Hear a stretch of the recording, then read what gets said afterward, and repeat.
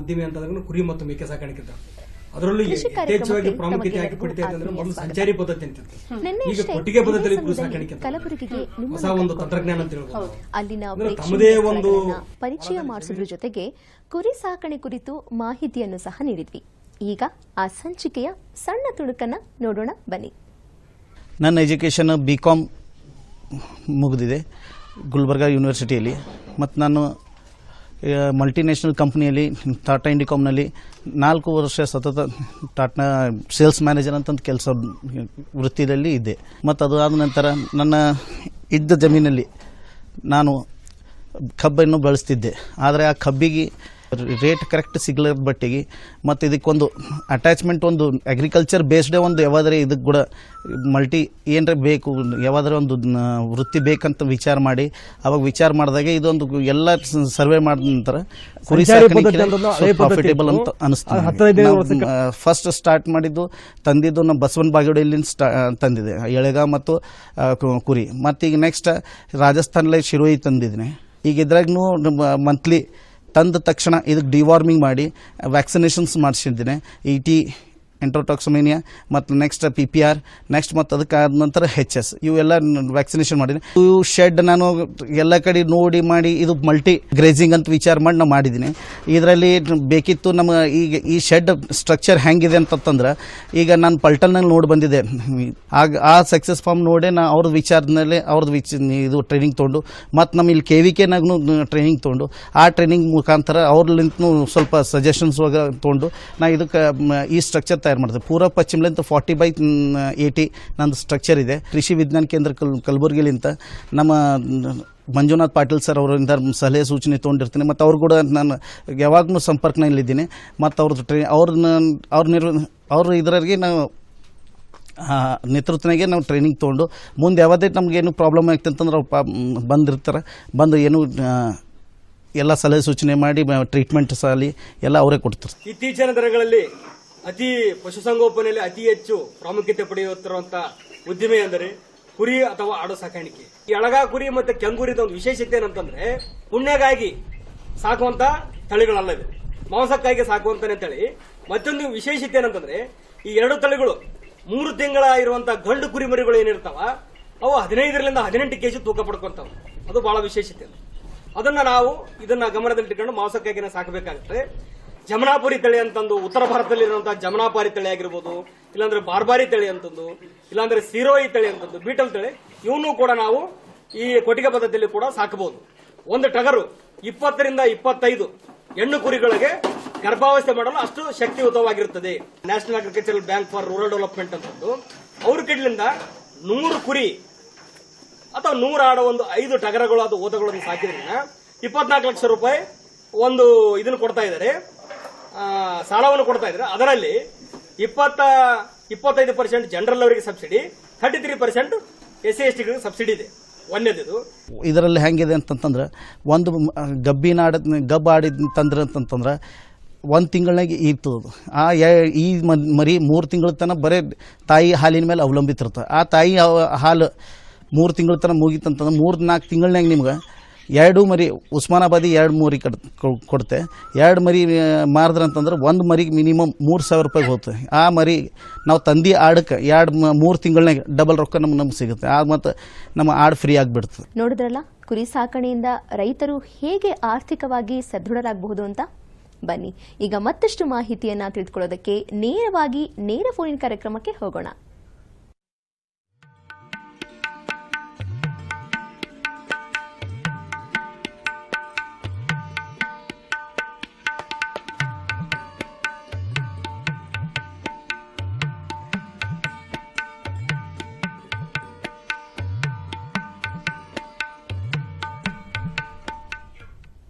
ಆತ್ಮೀಯ ವೀಕ್ಷಕರೇ, ಕೃಷಿ ನೇರ ಫೋನ್ ಇನ್ ಕಾರ್ಯಕ್ರಮಕ್ಕೆ ನಿಮ್ಮೆಲ್ಲರಿಗೂ ಆತ್ಮೀಯ ಸ್ವಾಗತ.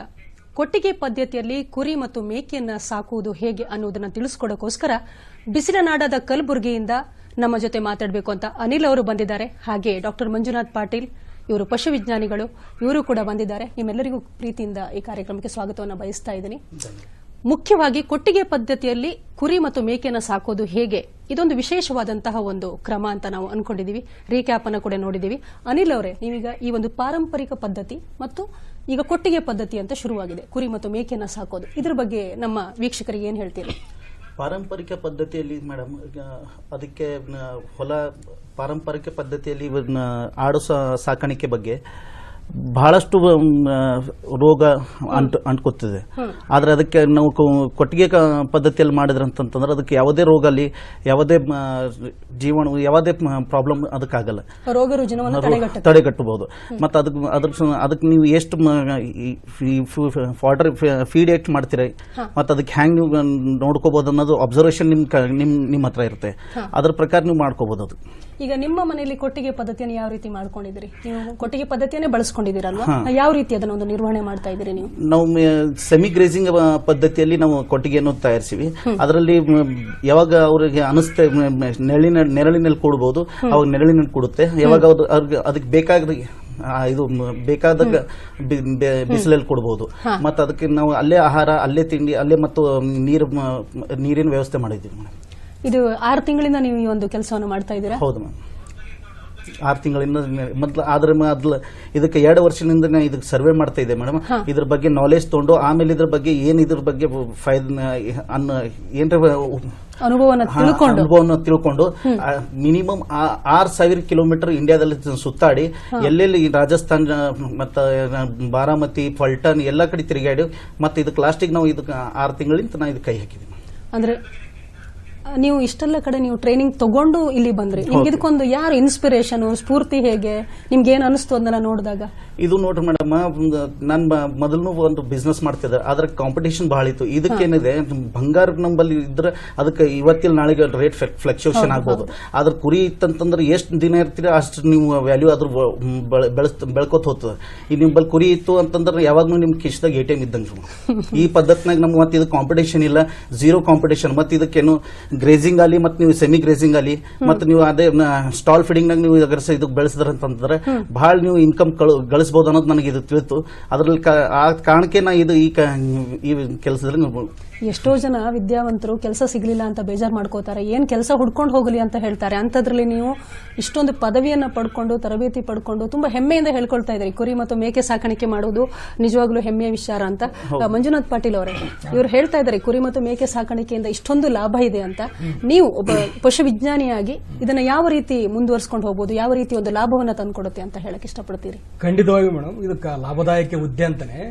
ಯಾಕಂದ್ರೆ 30 ನಾವು ಕುರಿಗಳನ್ನ ಒಂದು ಟಗರ ಸಾಕಿದಾಗ ಅದು ಪ್ರಾರಂಭಿಕ ವೆಚ್ಚ, ನಿರ್ವಹಣಾ ವೆಚ್ಚ ಅಂತ ನಿಂದಿರ್ತದೆ.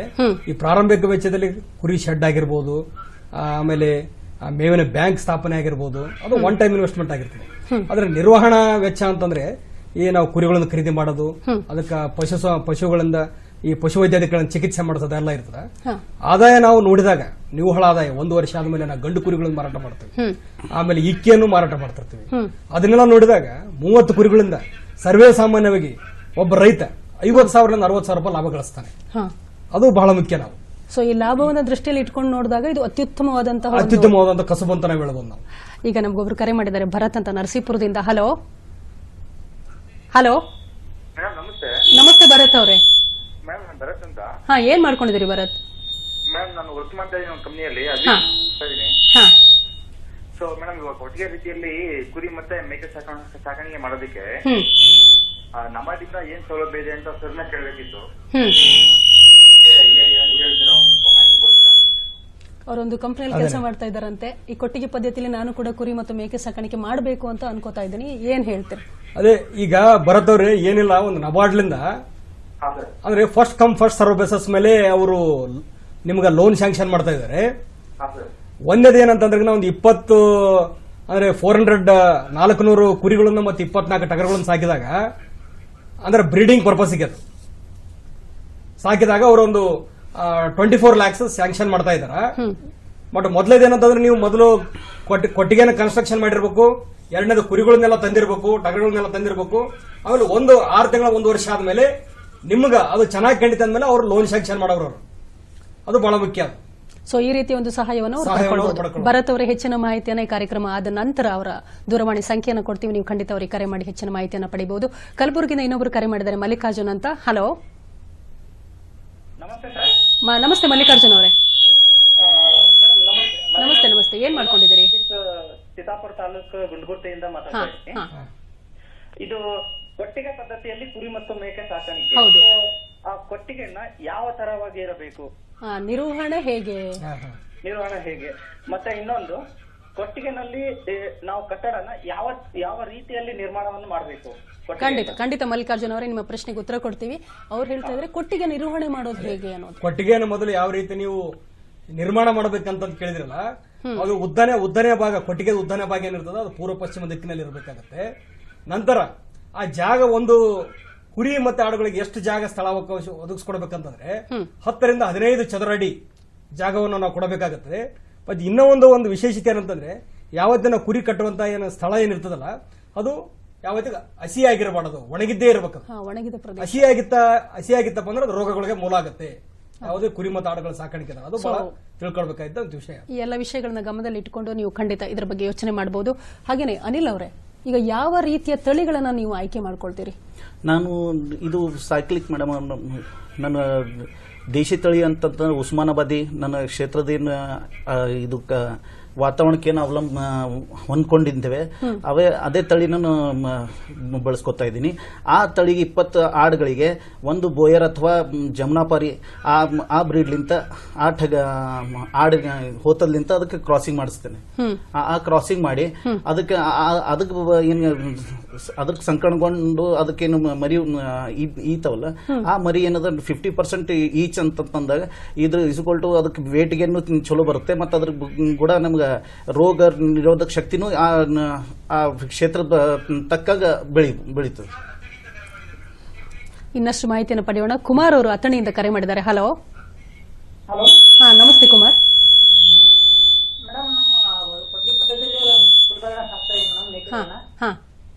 ಮೇಡಮ್ ಅವ್ಕೆ ವ್ಯಾಕ್ಸಿನೇಷನ್ ಮಾಡಬೇಕಾಗಿತ್ತು ಮೇಡಮ್. ಈಗ 6 ತಿಂಗಳ ಮರಿಗಳಿಗೆ ಓಕೆ, ವ್ಯಾಕ್ಸಿನೇಷನ್ ಏನು ಮಾಡಬೇಕು? ವ್ಯಾಕ್ಸಿನೇಷನ್ ಯಾವ ರೀತಿ ಮಾಡಬೇಕು? ಅದನ್ನೇ ವ್ಯಾಕ್ಸಿನೇಷನ್ ಏನಂತಂದ್ರೆ ಕುಮಾರ್ ಅವರೇ, ಹೆಚ್ಚಾನೆಚ್ಚು ಕುರಿ ಮತ್ತು ಆಡುಗಳಿಗೆ ರೋಗ ಬರೋದನ್ನೇ ಮಳೆಗಾಲದ ದಿನಗಳಲ್ಲಿ. ಈ ರೀತಿಯಾಗಿ ಅವ್ರಿಗೆ ಏನ್ ಮಾಡ್ಬೇಕಂತಂದ್ರೆ, ಈ ಮೇ ತಿಂಗಳ ಇದೆ, ಈಗ ಮೇ ತಿಂಗಳ ಇರೋದ್ರಿಂದ ಈಗ HS ವ್ಯಾಕ್ಸಿನೇಷನ್ ಮಾಡ್ಬೇಕಾಗತ್ತೆ. ಹಿಮೋರಜಿಕ್ ಸೆಪ್ಟಿಸಿಮಿ ಅಂತಂದು ಜೂನ್ ತಿಂಗಳ ಬಂದಾಗಲೇ ಕುರಿ ಸಿಡುಬು ರೋಗ ಅಂತ ಬರ್ತದೆ, ಅದಕ್ಕೆ ವ್ಯಾಕ್ಸಿನೇಷನ್ ಮಾಡಬೇಕಾಗುತ್ತೆ. ಜುಲೈ ತಿಂಗಳಲ್ಲಿ ಬಂದಾಗ PPR ವ್ಯಾಕ್ಸಿನ್ ಅಂತ ಮಾಡಬೇಕಾಗುತ್ತೆ. ಈ ರೀತಿಯಾಗಿ ನಾವು ಈಗ ರೋಗದ್ರೇಕ ಸಮಯದಲ್ಲಿ ಬೇರೆ ಕಡೆ ನಿಮ್ಮಲ್ಲಿ ಏನಾದರೂ ಕುರಿ ಸಿಡುಬು ರೋಗ ಅಂತ ಔಟ್ಬ್ರೇಕ್ ಆಗಿತ್ತಪ್ಪ ಅಂತಂದ್ರೆ ಮುನ್ನೆಚ್ಚರಿಕೆ ಕ್ರಮವಾಗಿ ನಿಮ್ಮ ಕುರಿ ದೊಡ್ಡೆಯಲ್ಲೇನೆ ಮೊದಲು ಆ ಕುರಿ ಸಿಡುಬು ರೋಗದ ವ್ಯಾಕ್ಸಿನೇಷನ್ ಮಾಡಿಸಿದ್ರಿಗಿನ ಹಂತ ಹಂತವಾಗಿ ನಮ್ಮ ಯಾವ್ದು ರೋಗ ಬರಲ್ಲ ತಡ್ಕೊಳ್ಬಹುದು. ಅದ್ರ ಜೊತೆಗೆ ನಾವು ಈ ಜಂತುನಾಶಕ ಔಷಧಿಯನ್ನು ಖಂಡಿತವಾಗಿ ಹಾಕಲೇಬೇಕಾಗುತ್ತೆ. ಈ ನಿರ್ವಹಣೆ ಹೇಗೆ ಮಾಡೋದು ಅಂತ ತಿಳಿಸ್ಕೊಟ್ರು. ಹಾಗೆ ಇನ್ನೊಬ್ರು ಕರೆ ಮಾಡಿದ್ದಾರೆ ರಾಮನಗರದಿಂದ, ಸುಪ್ರೀತ್ ಅಂತ. ಹಲೋ. ನಮಸ್ತೆ ಸುಪ್ರೀತ್. ಹಾ, ಹೇಳಿ. ಹಾ, ಸ್ವಲ್ಪ ಜೋರಾಗಿ ಮಾತಾಡಿ, ಟಿವಿ ಸೌಂಡ್ ಅನ್ನ ಮ್ಯೂಟ್ ಮಾಡಿ.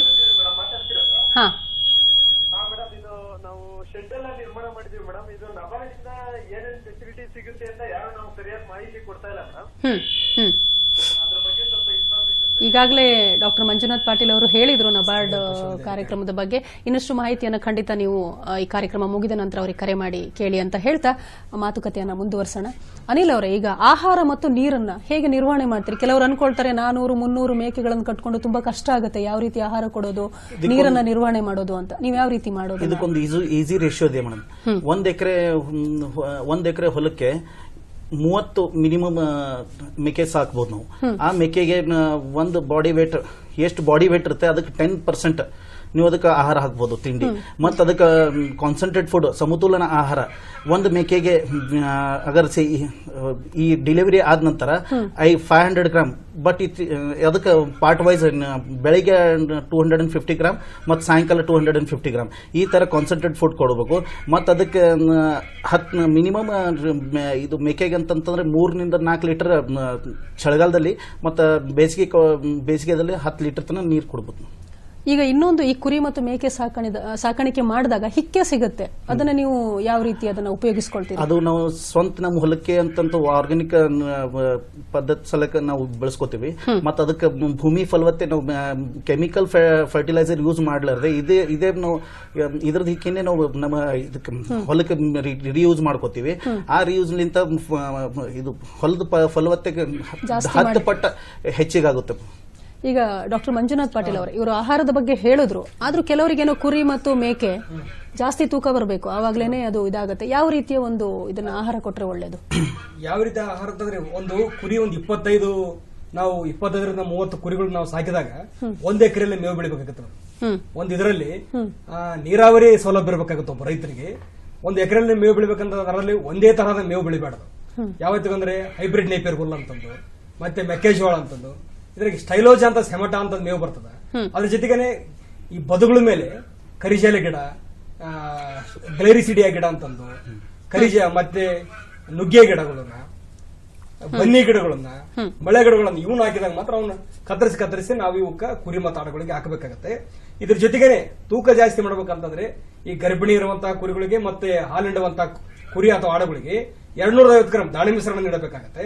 ಮತ್ತೆ ಟಗರಗಳಿಗೆ ನಾವು ಈ 500 ಗ್ರಾಂನಷ್ಟು ದಾಳಿ ಮಿಶ್ರಣವನ್ನು ನೀಡಿದಾಗ ಮಾತ್ರ ಒಂದು ದಿನಕ್ಕೆ ಏನಿಲ್ಲ ಅಂದ್ರೂ 4.5 kg ತೂಕವನ್ನು ಪಡೆದುಕೊಳ್ಳುತ್ತೆ, ಸಾಧ್ಯ ಆಗುತ್ತೆ.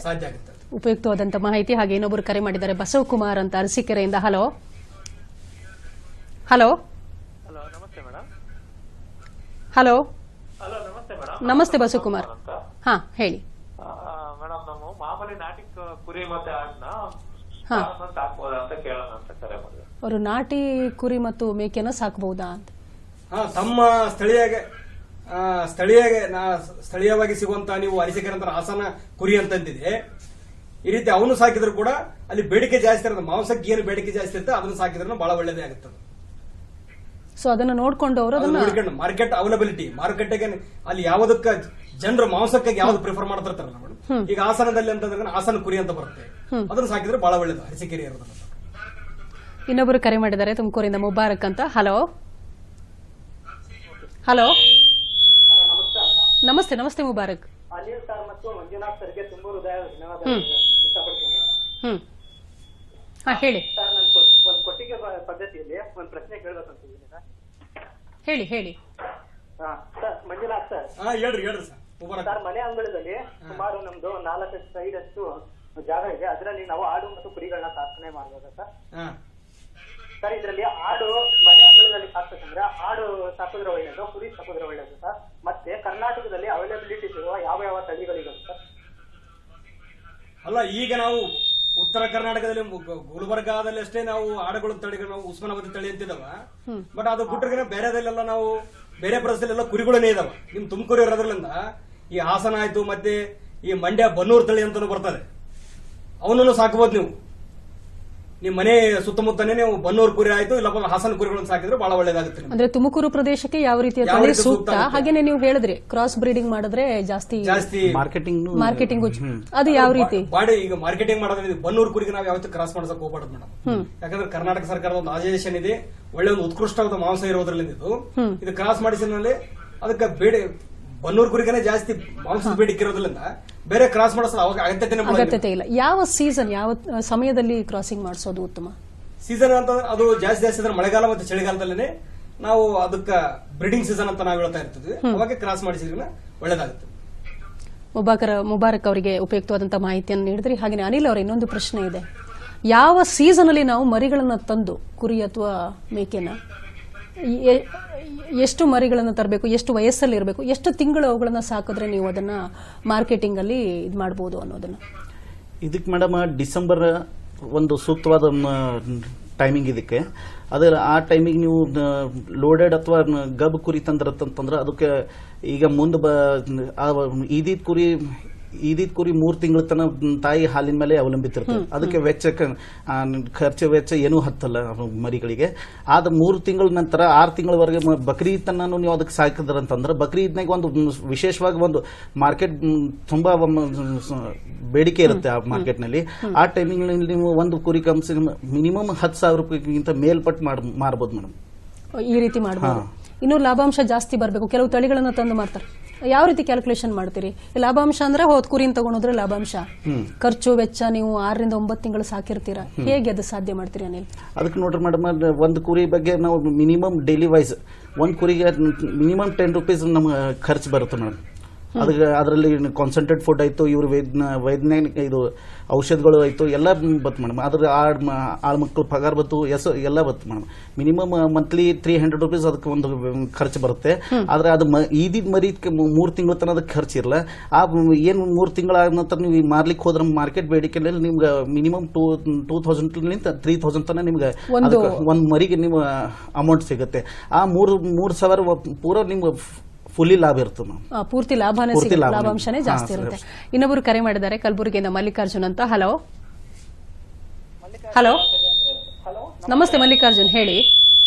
ಮೇಡಮ್, ಸ್ಟಾಲ್ ಫೀಡಿಂಗ್ ಅಲ್ಲಿ ನಾವು ಯಾವ ತಿನಿಸುಗಳನ್ನ ಕೊಡಬಹುದು? ಕ್ರಾಸ್ ಬ್ರೀಡಿಂಗ್ ಅಲ್ಲಿ ಯಾವ ರೀತಿಯ ತಿನಿಸುಗಳನ್ನ, ಯಾವ ರೀತಿಯ ಫುಡ್ ಆಹಾರವನ್ನು ಕೊಡಬಹುದು? ಒಂದು ನಾವು ಈಗ 1 ಎಕರೆ ನಾವು ಮೇವು ಬೆಳ್ಕೋಬೇಕಾಗುತ್ತೆ. 25 ಕುರಿಗಳನ್ನು ಸಾಕಿದಾಗ ಹೈಬ್ರಿಡ್ ನೇಪಿಯರ್ ಹುಲ್ಲು ಮತ್ತೆ ಅದೇ ರೀತಿಯೇ ಸ್ಟೈಲೋಜಾ, ಹೈಬ್ರಿಡ್ ನೇಪಿಯರ್ ಮತ್ತು ಸ್ಟೈಲೋಜಾ ಅಥವಾ ಸೆಮಾಟಾ ಅಂತ ಬರ್ತದೆ, ಆ ಹುಲ್ಲನ್ನು ಬೆಳ್ಕೋಬೇಕಾಗುತ್ತೆ. ಮತ್ತೆ ಇತ್ತೀಚಿನ ದಿನಗಳಲ್ಲಿ ಈ ಮಲ್ಟಿ ಕಟ್ ಫಾಡರ್ ಸರ್ಗಮ್ ಅಂತಂದು ಬಹುವಾರ್ಷಿಕ ಮೇವಿನ ಜೋಳ ಅಂತಂದು ಕೋಎಫ್ಎಸ್ 29 ಅಥವಾ ಕೋಎಫ್ಎಸ್ 31 ಬರ್ತಾ ಇದೆ, ಅದನ್ನು ಕೂಡ ಬೆಳ್ಕೋಬೇಕು. ಅಂದ್ರೆ ಒಂದು ಕುರಿಗೆ ಎಷ್ಟು ಪ್ರಮಾಣದಲ್ಲಿ ಕೊಡಬೇಕಂತ ಅದನ್ನು ತಿಳ್ಕೊಳ್ಬೇಕಾಗುತ್ತೆ ನಾವು. ಅಂದ್ರೆ ದಿನಕ್ಕೆ 4 ರಿಂದ 5 ಕೆಜಿ ನಾವು ಹಸಿರು ಹುಲ್ಲನ್ನು ಕೊಡಬೇಕಾಗುತ್ತೆ. ಅದರಲ್ಲಿ 4 ಕೆಜಿ ಹಸಿರು ಹುಲ್ಲು ಇರಬೇಕಾಗುತ್ತೆ, 1 ಕೆಜಿ ಒಣ ಹುಲ್ಲು ಕೊಡಬೇಕಾಗುತ್ತೆ. ಆ ರೀತಿ ಮಾಡಿದಾಗ ಅದ್ರ ಜೊತೆಗೆ ದಾಣಿ ಮಿಶ್ರಣ ಕೊಡಬೇಕಾಗುತ್ತೆ. 250 ಗ್ರಾಮ್ ನಾವು ಕಬ್ಬಿರುವಂತ ಕುರಿಗಳು ಮತ್ತೆ ಲ್ಯಾಕ್ಟೇಟಿಂಗ್ ಅಂತ ಹಾಲಿಂಡುವಂತ ಕುರಿಗಳಿಗೆ ಮತ್ತೆ 500 ಗ್ರಾಮ್ ಈ ನಮ್ಮ ಟಗರಗಳಿಗೆ ಮತ್ತೆ ಓತಗಳಿಗೆ ಕೊಡಬೇಕಾಗುತ್ತೆ. ಈಗ ಇನ್ನೊಂದು ಪ್ರಶ್ನೆ ಇದೆ. ಕೆಲವರು ಹೇಳ್ತಾರೆ ನಾನು ಬೆಂಗಳೂರಲ್ಲಿದ್ದೀನಿ, ಮಂಗಳೂರಲ್ಲಿದ್ದೀನಿ, ಹಾಸನ, ಸಕಲೇಶ್ಪುರ, ಕಲಬುರಗಿ, ಹೀಗೆ ಯಾವ ಒಂದು ಪ್ರದೇಶವನ್ನ ನಾವು ಆರಿಸಿಕೊಂಡು ಇದು ಮಾಡಬಹುದು? ಇದ್ರ ಬಗ್ಗೆ ಮಾತಾಡೋದಕ್ಕಿಂತ ಮೊದಲು ಇನ್ನೊಬ್ರು ಕರೆ ಮಾಡಿದ್ದಾರೆ, ದೇವರಾಜ ಅಂತ. ಹಲೋ ಹಲೋ ಹಲೋ ಮೇಡಮ್, ನಮಸ್ಕಾರ. ನಮಸ್ಕಾರ ದೇವರಾಜ್, ಏನ್ ಮಾಡ್ಕೊಂಡಿದ್ದೀರಿ? ಮೇಡಮ್, ವ್ಯವಸಾಯ ಮಾಡ್ಕೊಂಡಿದೀವಿ. ಹಾ, ಹೇಳಿ ದೇವರಾಜ್. ಕುರಿ ಸಾಕಾಣಿಕೆಯಲ್ಲಿ ಈ ಮೇವನ್ನ ಯಾವ ರೀತಿಯಾಗಿ ಕೊಡ್ಬೇಕು? ಒಣ ಮೇವು ಕೊಡ್ಬೇಕಾ ಅಥವಾ ಹಸಿ ಮೇವನ್ನ ಹಂಗೆ ಅದೇ ತರ ಕೊಡ್ಬೇಕಾ? ಯಾವ ರೀತಿಯಾಗಿ ಕೊಡ್ಬೇಕು? ಈಗಾಗಲೇ ಡಾಕ್ಟರ್ ಹೇಳಿದ್ದಾರೆ ತುಂಬಾ, ಮಂಜುನಾಥ್ ಪಾಟೀಲ್ ಅವರು, ಯಾವ ರೀತಿಯ ಆಹಾರ ನಿರ್ವಹಣೆಯನ್ನ ಮಾಡಬಹುದು ಅಂತ. ಇನ್ನೇನಾದ್ರೂ ಇವರ ಪ್ರಶ್ನೆಗೆ ಉತ್ತರ ಕೊಡೋದಿದೆಯಾ? ಅದು ಮೇನ್ ಅಂತಂದ್ರೆ ಅದ್ರ ಜೊತೆಗೆ ಸ್ಟೈಲೋಜ್ ಅಂತ ಸೆಮಟ್ ಅಂತ ಅಂದ್ರೆ ಒಂದು ಓವರ್ ಆಲ್ ಅದ್ರ ಬಗ್ಗೆ ಆಹಾರದ ಬಗ್ಗೆ ಹೇಳ್ಬೇಕಂತಂದ್ರೆ ಅದು ಒಂದು ಲೆಗ್ಯುಮಿನಸ್ ಕ್ರಾಪ್ಸ್, ನಾನ್ ಲೆಗ್ಯುಮಿನಸ್ ಕ್ರಾಪ್ಸ್ ಅಂತಂದ್ರು. ಅಂದ್ರೆ ಪ್ರೋಟೀನ್ ಅಂಶ ಉಳ್ಳಂತ ಮತ್ತೆ ಸಕ್ಕರೆ ಅಂಶ ಉಳ್ಳಂತ 2 ಮೇವುಗಳನ್ನ ಕತ್ತರಿಸಿ, ಒಂದು ಮೇವು ಕತ್ತರಿಸಿ ನಂತರ ಖಂಡಿತವಾಗ್ಲೂ ಇಡ್ಲೇಬೇಕಾಗುತ್ತೆ ಅವರಿಗೆ. ಅದನ್ನ ಕತ್ತರಿಸಿ ಮತ್ತೆ ಅದನ್ನ 4 ರಿಂದ 5 ಕೆಜಿ ಕೊಡಬೇಕಾಗುತ್ತೆ. ಆ ರೀತಿ ಕೊಟ್ರೆ ಸಾಕು, ಕೊಟ್ರೆ ಅದು ದೇಹದ ತೂಕ ಜಾಸ್ತಿ ಆಗುತ್ತೆ. ಹೆಚ್ಚಿನ ಮಾಹಿತಿಗೆ ಆಮೇಲೆ ನೀವು ಅವರಿಗೆ ಖಂಡಿತ ಕರೆ ಮಾಡಬಹುದು. ಇನ್ನೊಂದು, ನಾನು ಆವಾಗಲೇ ಕೇಳಿದೆ, ಯಾವ ಯಾವ ಪ್ರದೇಶಗಳನ್ನ ನೋಡಿಕೊಂಡು ನಾವು ಕುರಿ ಅಥವಾ ಮೇಕೆಯನ್ನ ಬೆಳೆಸಬಹುದು? ಯಾಕಂದ್ರೆ ಎಲ್ಲಾ ಪ್ರದೇಶದವರು ಕೂಡ ಇದನ್ನ ಬೆಳೆಸ್ತೀವಿ ಅಥವಾ ಸಾಕ್ತೀವಿ ಅಂತ ಹೇಳಿದ್ರೆ ಖಂಡಿತ ಅಸಾಧ್ಯದ ಮಾತು. ಇದಕ್ಕೇನು ಹೇಳ್ತೀರಿ ಅನಿಲ್? ಮೇಡಮ್, ಇದಕ್ಕೆ ನಾವು ಸಾಕಲ್ಲ ಅನ್ನೋದು ಪ್ರಶ್ನೆನೇ ಇಲ್ಲ. ಆ ಪ್ರದೇಶ ತಕ್ಕ ಅಲ್ಲಿ ಅಗರ್ಸಿ ಭಾಳ ಮಾಯಿಶ್ಚರ್ ಇತ್ತಂತಂದ್ರೆ ಅದು ಎಲಿವೇಟೆಡ್ ಶೆಡ್ ನಲ್ಲಿ ಸ್ಟಾಲ್ ಫೀಡಿಂಗ್ ಮಾಡಬಹುದು. ಅವರು ಎಲಿವೇಟೆಡ್ ಏನಾಗುತ್ತೆ, ತೆಳಗೆ ಹಸಿ ಏನು ಉಳಿಲ್ಲ, ಮತ್ತು ಮ್ಯಾಗ್ ಏನದ ಒಣ ಇದ್ರ ಮೇಲೆ ಇದಿರುತ್ತೆ. ಮತ್ತು ನಮ್ಮಲ್ಲಿ ನಮ್ಮ ಪ್ರದೇಶ ಪೂರ ಬಿಸಿಲು ಪ್ರದೇಶ. ಆ ಪ್ರದೇಶನಲ್ಲಿ ನಾವು ಇದು ಎಲಿವೇಟೆಡ್ ನಮ್ಗೆ ಜೋರದ ಬೆಳೆಯಲ್ಲಿ ನಾವು ಗ್ರೌಂಡ್ ಲೆವೆಲ್ನಾಗೆ ನಾವು ಅಲ್ಲಿ ಸ್ಟಾಲ್ ಫೀಡಿಂಗ್ ಮಾಡಬಹುದು.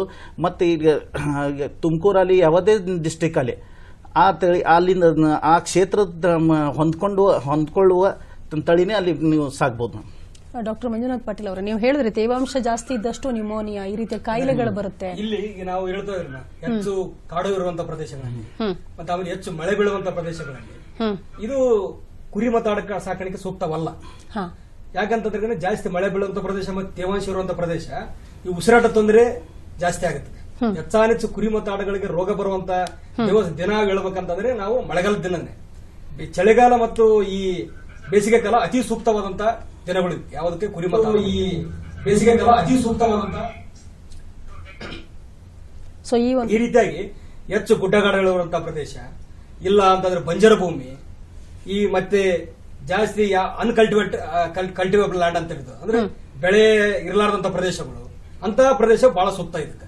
ಒಣ ಪ್ರದೇಶ ಅತಿ ಸೂಕ್ತವಾದ ಪ್ರದೇಶ ಕುರಿ ಮತ್ತು ಆಡು ಸಾಕಾಣಿಕೆಗೆ. ಈಗ ಮಾರುಕಟ್ಟೆ ನಿರ್ವಹಣೆ, ಆಗಲೇ ಅನಿಲ್ ಅವರು ಹೇಳಿದ್ರು ಮಾರುಕಟ್ಟೆ ನಿರ್ವಹಣೆ ಹೇಗೆ ಅಂತ. ಈಗಿನ ಹೆಚ್ಚಿನ ನಿರುದ್ಯೋಗ ಅಥವಾ ಉದ್ಯೋಗ ಇಲ್ಲ ಅನ್ನೋರು ಅಥವಾ ಕುರಿ ಮತ್ತು ಮೇಕೆಯನ್ನು ನಾವು ಸಾಕಬೇಕು ಅನ್ನೋರಿಗೆ ನೀವು ಯಾವ ರೀತಿ ಒಂದು ಮಾರುಕಟ್ಟೆ ನಿರ್ವಹಣೆಯ ಒಂದು ಟಿಪ್ಸ್ ಅಂತ ಹೇಳ್ತೀವಿ, ತಂತ್ರಗಳಿರುತ್ತೆ, ಯಾವ ರೀತಿ ಕೊಡ್ಲಿಕ್ಕೆ ಇಷ್ಟಪಡ್ತೀರಿ? ಈ ಕುರಿ ಮತ್ತು ಆಡ ಸಾಕಾಣಿಕೆ ಇದನ್ನ ನಾವೇನ ನೋಡ್ತಾ ಇದ್ವಿ, ಬೆಳೆಸೋದು ಎಲ್ಲರೂ ಬೆಳೆಸ್ತಿರ್ತಾರೆ. ಬೆಳೆಸಿದ ಮೇಲೆ ನೆಕ್ಸ್ಟ್ ಮಾರುಕಟ್ಟೆ ನಾವು ಹೋಗ್ಬೇಕಂತಂದ್ರೆ ರೈತ ಅಲ್ಲಿ ಸೋಲ್ತಿರ್ತಾರೆ.